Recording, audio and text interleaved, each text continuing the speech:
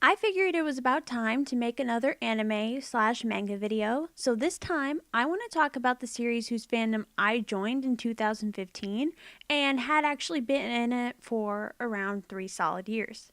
And that series is Magi, the Labyrinth of Magic, but I'll be calling it Magi throughout the video. I cared so much about this series that I hyperanalyzed so many things about it and got really invested. And that's exactly why the very last arc I hated. And that's why I'm going to talk about it today. I'm giving this one warning that I'm going into major spoilers throughout the whole series because I'm talking about the last arc in detail, and that will obviously give a lot away.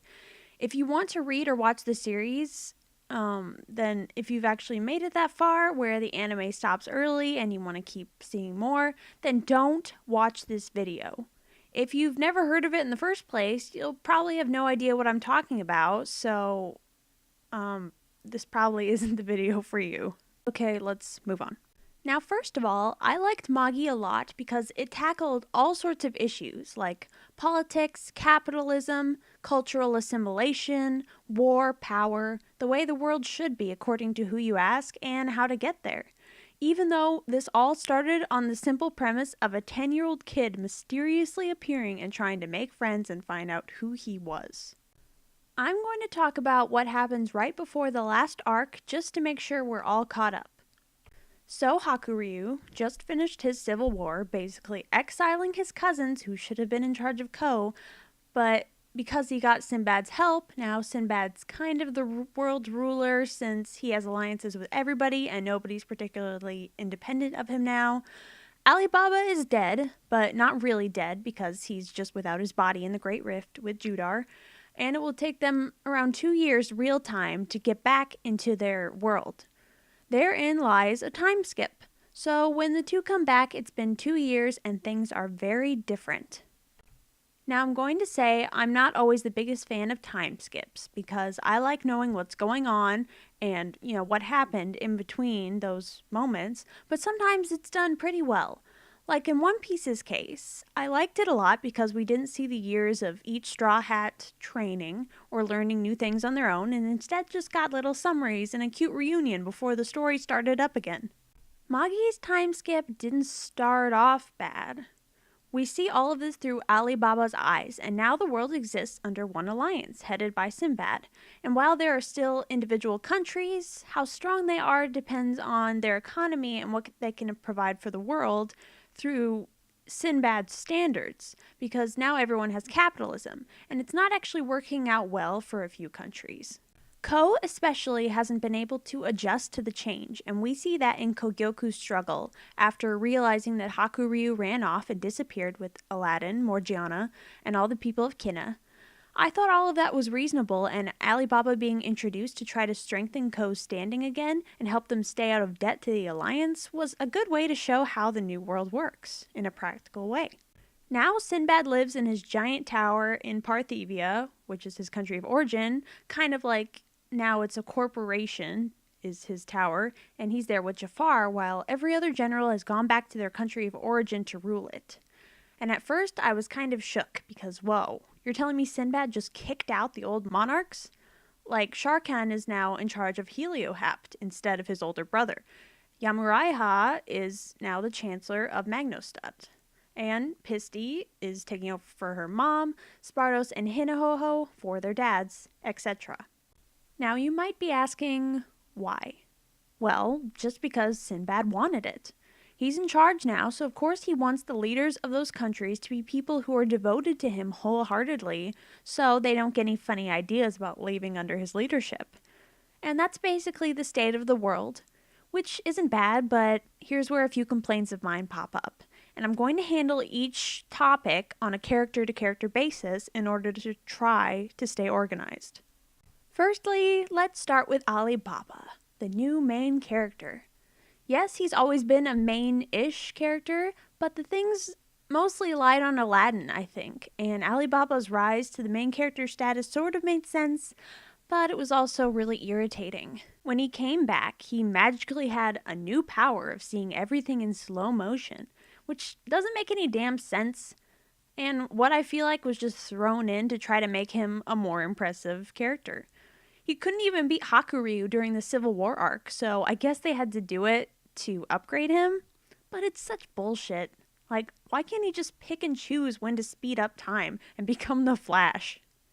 Alibaba was never really the most mature and grounded character ever, and through the series, they've been trying to build up praise for him, like when Judar being around him in the Dark Continent sort of observed different things about him, and Aladdin when he dotes on him. It never really felt compelling or earned, and I personally never really felt that way.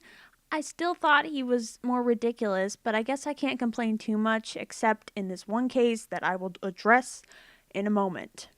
Alibaba's running joke of being single comes to a crux after a long, stupid fucking time of waiting, and I'm halfway sure Olba was really only used as a pawn to make fun of him being single, which was hella annoying and a way to ruin an actually good character that I did like. Alibaba sort of becomes the new Sinbad, but apparently a better Sinbad, a nicer Sinbad, a less manipulative Sinbad, which doesn't really make sense and is kind of stupid and more like history is repeating itself considering Sinbad becomes the main antagonist. But yeah, I have a problem with that. Morgiana's next on the list because she's got a lot to do with Alibaba now. While it showed that she cares about him and wants to stay by his side, it's never implied that she thinks more highly of him than she would Aladdin, or that she would see him in a different and more important bracket than her other really close friend. In that regard, her and Alibaba's sudden get-together was just fucking stupid.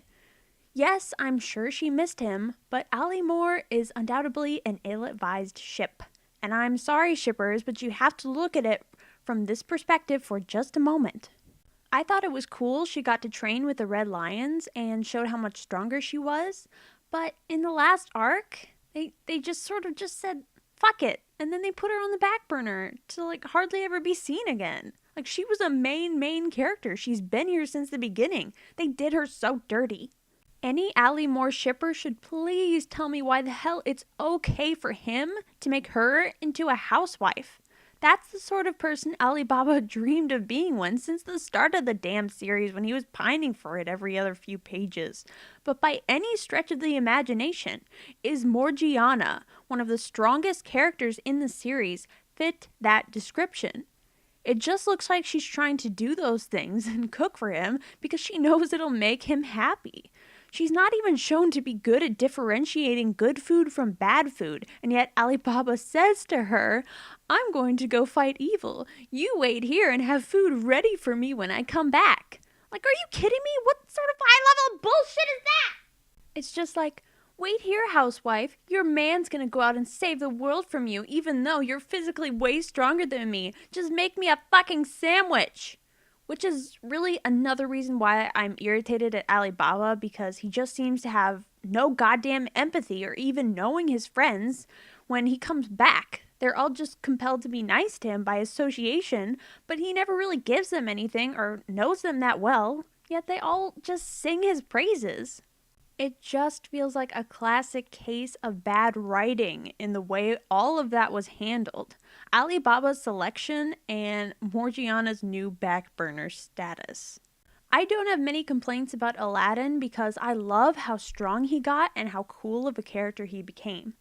My one issue is that he seems to be a complete Alibaba fanboy, and it just feels like he's comparing Sinbad to Alibaba, and he's just as bad as the Sinbad stans. And if Alibaba became the next Sinbad, you kind of feel like he'd just go along with it because that's how highly he thought of him.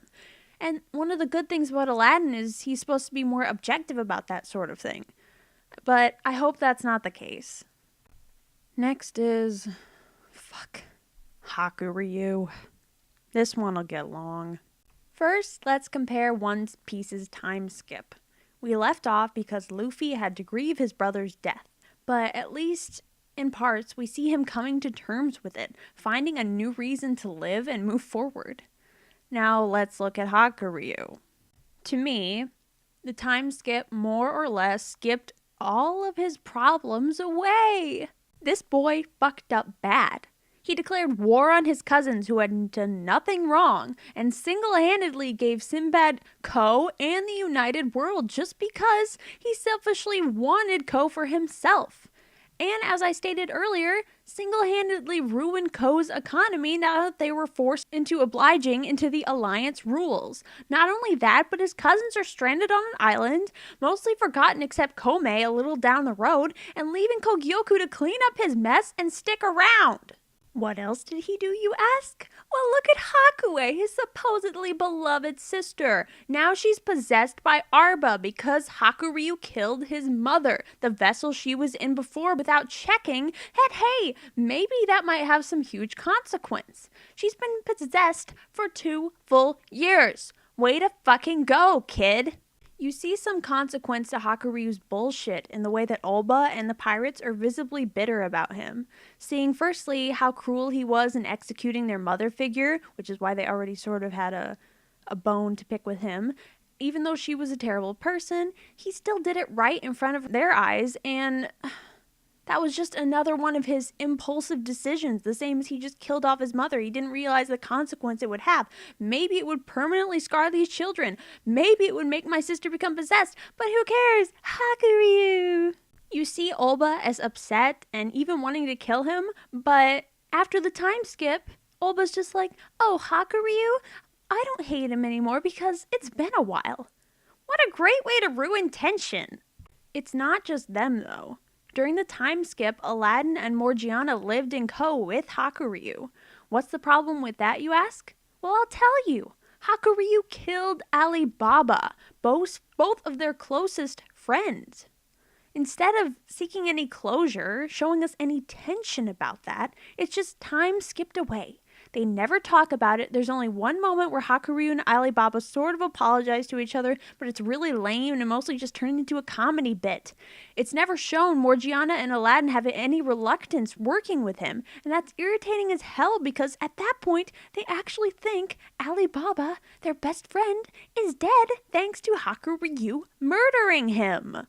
All these fuck-ups, including how he fucked over his cousins, he fucked up Cohen actually gave him literally his arm and his leg just to be a nice guy, they were all just forgotten to make room for more action. New shiny action. Look, guys, who cares about all these potential problems that could have been handled before a time skip was thrown in? Check out all this tension that was just thrown away. Look at these keys I'm dangling in front of you. I'm also not really a Hakumura fan, but it was baited as fuck throughout the entire series for no good reason and was never even explored beyond, like, the Syndria arc at the start. Why not just work that out instead of just forgetting about it? That could have been interesting. That could have been interesting beyond just, like, that one little scene after the Civil War. I know I'm clearly bitter. As you can see, I sort of have a bias, but if you look at the logic, it makes sense. And Hakuryu Sans needs to sit the hell down because I can make an entire full video on about all the ways he fucked up and got away with it and how the moral of the idea of being blinded by your desire for revenge, no matter who it hurts, is fine. Because if you just wait long enough, everything will be fixed eventually. Fuck that. Who are you? Sasuke? Hakue is next. Oh my god, we are talking about Hakue because god damn it, Hakuryu, you went fucking back!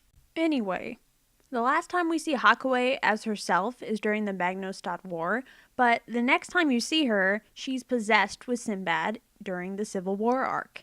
You can tell this because her facial scar has disappeared in every single panel, so it's not like it was just, forgotten to be drawn.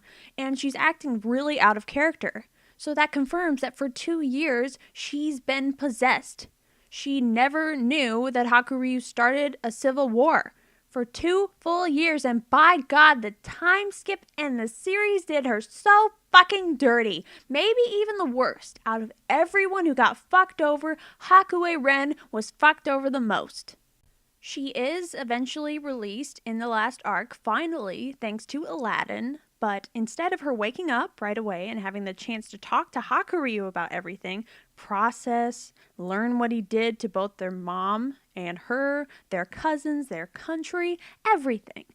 No, it's just, her Ryuk needs to sort itself out so she won't wake up for a while. And so she doesn't. She just lays there. So the next time we see her is when she comes to fight and help. No time to talk. Let's just have her look upset and saying sorry. And I am pissed because what the fuck? That was so fucking stupid. The only thing I ever wanted from this story was to give her some closure, some development. Instead, there's no time, guys. There's no fucking time to be mad and call Hakurei out for his bullshit or help Hakuei understand how hard she's had it for all these years and everything that's happened to her people, all the people she loved, her ideals that she believed in one peaceful world under Ko's flag are completely gone, up in flames. Fucking nope.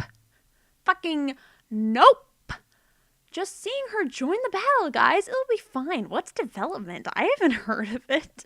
And with that, she's gone. Game over. No lesson learned. We never get to see what she says to him. God. Otaka fucked over Hakuei, and it was some serious, lazy-ass writing to hurry the story along and get the series over with. Now we deal with Judar.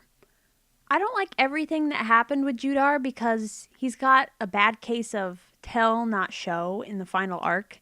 He's shown as this character with a ton of rage towards his past, and with good reason because he was manipulated and controlled for his entire life to be a tool of Arba and the organization, and that was lashed out in the Civil War arc.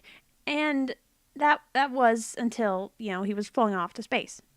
I don't mind his ending too much because I do think it's for the best that he got some closure, but I wish it would have been shown to us. The story states that Judar went to see his parents, but his parents are dead, so it's implied he went to his village. Now that could have been really interesting. Maybe showing us what happened there, how he changed his mind, who he met. Because originally, the story states that he went to go look for Hakurei, but when he couldn't find him, he went to start a war in Reem using Nerva as a pawn, showing that he actually hadn't grown out of his war tendency ways at this point. Then suddenly the series says he went to his village and, now suddenly he doesn't care and is content. And I'm like, wait, what? Why? What happened there? Can't we see? Instead, it's just revealed in his fight versus Baal, and while I'm glad they let us know that, it really could have been handled with a bit more screen time dedicated to figuring out why. Characters don't just change overnight, and we wanted to see. Everyone really liked Judar for the most part. I personally read a lot in between the lines for Judar when I was role-playing him, using the excuse that maybe since it's revealed he wanted to be Sinbad's Magi, and he probably would have been if not for Arba and Co. taking him. But he would have been manipulated by him the same as the generals had, so maybe that's how he found a way to make peace with his life.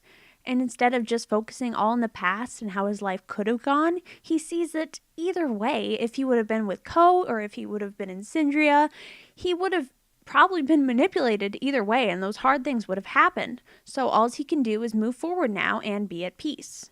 But that's just my speculation. I wish that it would have been revealed a bit better in the series, but for people who aren't freaks about overanalyzing Judar's mind, you'll probably be fine. Next topic, Kogyoku. She started off as really interesting because she seemed so out of place as the Empress of Ko, and we do get a chance to see her being a bit more badass, and even though it's obvious she's shaky, whenever she doesn't make that speech, and the role is still a little bit off for her, and she even tells Aladdin that indicates that her brother should come back eventually and help her properly because she does need it. She's not really fitted for the role. But I liked that they hadn't time skipped away her distaste for Sinbad because he really did do her wrong. At least until they did. It irritated me so much when she just randomly said, "I forgive you," because he didn't give her any reason to. He still called her princess, looked down on her, used her, and never apologized. Yes, I know she was being the bigger person and that was the more mature thing to do, but it didn't feel earned in any respect and was more just an excuse to try to be done with that conflict instead of actually developing it to the point it gets resolved one way or another. I'm not saying she had to fight Sinbad or anything, but why couldn't she have something significant happen to let that be the case? Maybe talking to Sinbad about it would be too outlandish and ridiculous, but what about us seeing her confide in someone she cares about, like Alibaba or Aladdin, that would lead her to making that decision? We didn't see any build-up. You can't just throw it in there for the lulz. That didn't make any sense, and it didn't feel earned. Kohen, Kome, and Koha were all tossed out the window. No, I am not satisfied with them making minor appearances throughout, and the fact that Sinbad kept them away was just annoying. They did nothing all arc, and it sucks. We spent so long perceiving them and Ko as the bad guys of the series. And finally, with the Civil War being over, it would have been a really good opportunity for Hakuryu, who hated all their guts just for not understanding them, just because they were cousins and they got a higher position in the country when his brothers died. He assumed that they were all out to get him, even though they had nothing to do with his mom's schemes. They could actually learn about his family and develop a relationship with each other instead of just throwing all the Ko's onto an island to never be seen again. Instead of getting any mutual understanding with Hakuryu and everyone else, they're just gone. Bye-bye. Now for Sinbad's generals. Jafar, Yamuraiha, Sharkan, Masur, Hinahoho, Pisti, Spartos, and Draken. Jafar is easy enough. He just stayed with Sinbad, and though I never really had a lot of investment in him as a character, it made sense where he's at.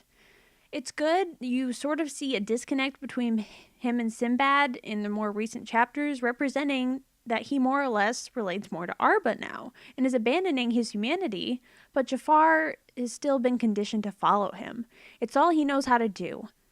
In the end, though, I hated how especially he just looks up longingly at the sky, wanting Sinbad to be back. Sinbad was the villain. Sinbad fucked up and brainwashed the entire world into wanting to die, including you, Jafar, and I'm sure you were told that once the Ryuk were freed. Ryuk, whatever. You get the point. Talk about fucking Stockholm Syndrome. But most of the generals actually did feel that way too, sadly, and that's the consequence of being stuck with him for so long, I guess. But overall, Jafar doesn't do much in this arc, same as usual.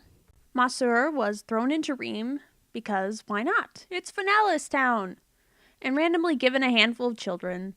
I don't know if I like that and him just marrying some lady and we never get to see or hear of it, and it's just a waste of a character that I really liked, so I didn't really like how he was handled, but I can't really get too up in arms about that because I guess, he's happy with a family.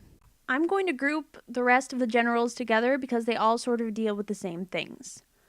Never is it addressed how these countries are dealing with their new leadership of the generals taking the place of their kings and queens.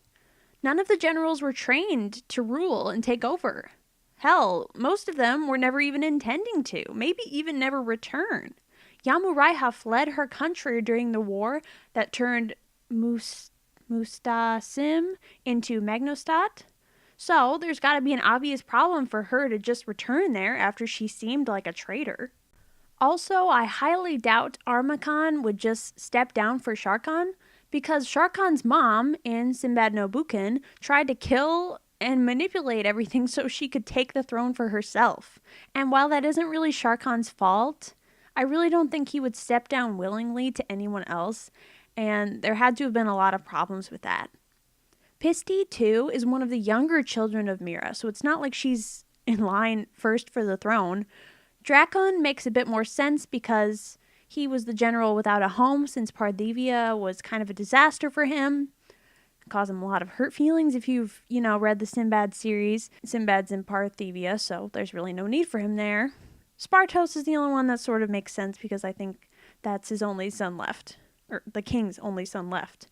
Well, and Hinahoho because I think he used to be married to the daughter of the king of his home country, and so he would take over. I know that's kind of a nitpick, but it could have been really interesting to explore how the countries dealt with this, being forced into having a new ruler that they weren't used to just because, Sinbad willed it to be. I guess a part of me wanted at least one of them to show how they felt betrayed by what Sinbad ended up doing. But they never did. If they expressed any feelings towards him, it's just missing him. And also the fact that Sharyamu was only implied constantly, yet never was endgame, yet Alimor was, is utter bullshit.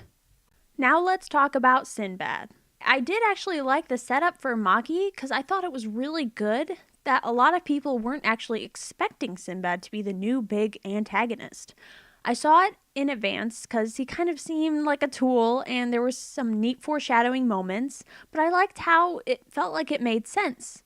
In a little flashback with the fight with Aladdin, Bakue, and Sinbad, you see that he thinks he's right about all these things, and it sort of fits together how he would take that antagonist role and try to, become Supreme Overlord Godman. Sinbad is a good endgame villain, but in the end, he wasn't handled as well as he could have been. It started off good, showing how far Sinbad was willing to go, even risking his life and soul to get into the sacred place and to make the world how he thought it should be. He did some really shifty things, but all of which he perceived as being the best choice, so I don't really fault him for that, and I know that's a sign of a good character. The story should have taken that, and our main characters were supposed to show him while he too was actually just human, the same as they were. And no human is superior to any other, no matter how talented or blessed they are. We're all just different people. And that leads up to David. David was pointless. And really, he was just used as a cop-out to make Sinbad look good in the end. Like, hey guys, see, Sinbad's not so bad. It was David's fault all these things happened. So instead of the jerk actually taking responsibility for his actions, everyone can classify Sinbad as a martyr. And that's bullshit. David didn't make Sinbad mind control everybody and try to destroy the world to make a new one for himself. Yes, that is what he wanted, but I am not going to believe that David was controlling Sinbad's every action when it showed that Sinbad had control. He had control and we saw his thoughts. That was just Sinbad. And the fact that nobody will let that be a part of his legacy in the end was just stupid.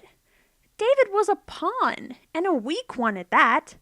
Nobody wanted him to be the endgame villain. He already had his time in Alma Toran, and he had no hand to play in the new world. It wasn't dramatic to bring him out. It was just lazy and a cop-out. So in the end, Sinbad became a martyr. He basically got away with messing up the world, but hey, it's fine because he didn't completely destroy it, right? Right? Fucking wrong, and it's so stupid and irritating. We could have actually seen Sinbad change, realize that he was wrong and be led in the right direction, and I wouldn't even minded if he came back and lived, because at least we would see that he learned his lesson and could be held accountable for the stuff he did. But instead, we got this crap.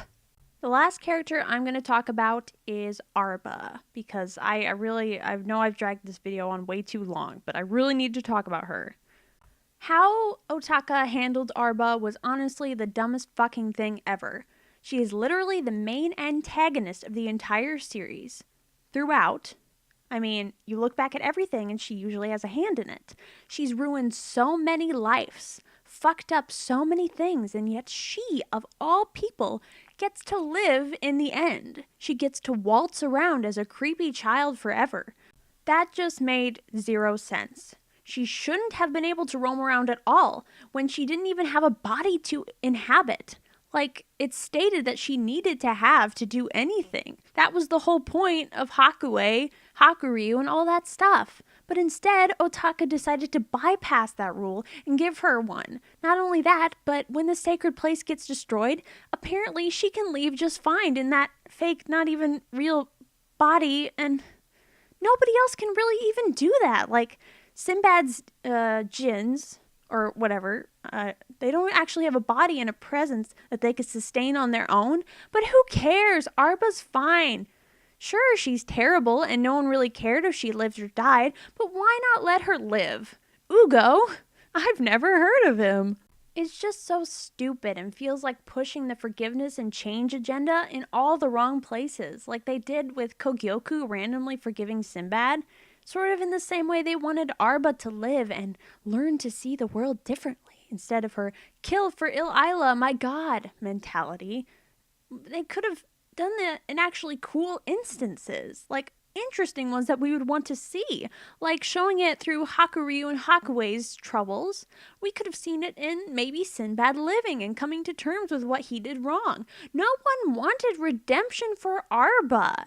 There were so many more outlets to make that point, which would have actually been desirable and made a lick of sense.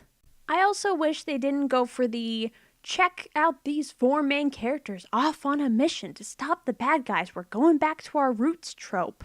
Because I really didn't even think that was necessary. The whole race against time was mostly anticlimactic and didn't even lead to anything, and I got bored reading it.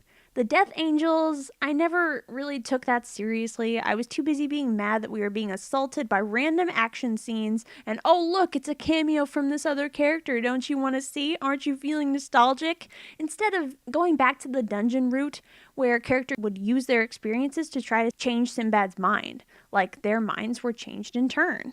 It was really just a lazy way to throw everybody together one last time in a desperate fight for the world, but it felt so goddamn pandering, and just a way to hype everybody up in the end, without any real stakes, because in the end, Sinbad was like, oh, I changed my mind, everything's fine now, because there's no way they could have stopped the end of the world by themselves, so it was pointless.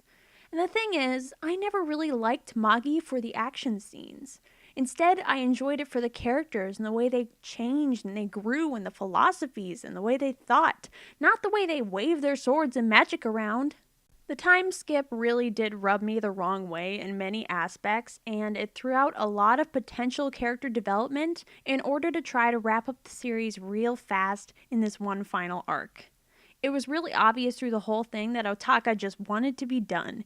Even in S&B, or Sinbad no Boken, it was clear she didn't want to go through what seemed to be another planned arc in the Magnostat War, including Yamuraiha, and the whole thing was just lazily thrown together, and the meticulous effort it took to develop characters and ongoing plots were mostly just tossed away at the end. And it wasn't fair for anybody for it to end that way. It wasn't fair for us as the fans who were super engaged to have that kind of ending.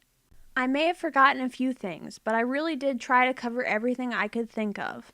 And I'm sorry because I know this is very long and tedious, and if you don't know much about the story, this won't make any sense for you. But for the people who did read Magi all the way through like me, I hope you'll share your thoughts in the comments section, whether you disagree with me on stuff or if you have more to add. And thank you if you did watch.